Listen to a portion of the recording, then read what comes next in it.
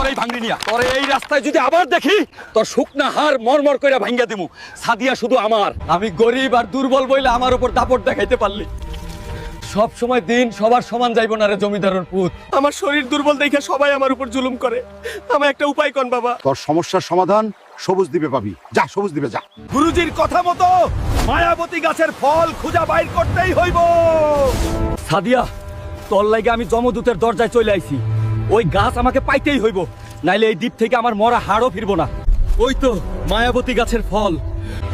আমি মরার ডর পাই না, আমি ডরাই আমার সাদিয়াকে না পাওয়ারে। তোর আগুনে পুইরা ছাই হয়ে যামু, তাও সাদিয়ারে ছাড়া এই দ্বীপ ছাড়ুম না। মার আমারে, তাও আমি এক কদম সরমু না। তুই মানুষ না, তুই তো আগুনের থেকেও তেজওয়ালা এক প্রেম পুরুষ। ইয়া, তোরে ছাইড়া দিলাম। জমিদারর পুত,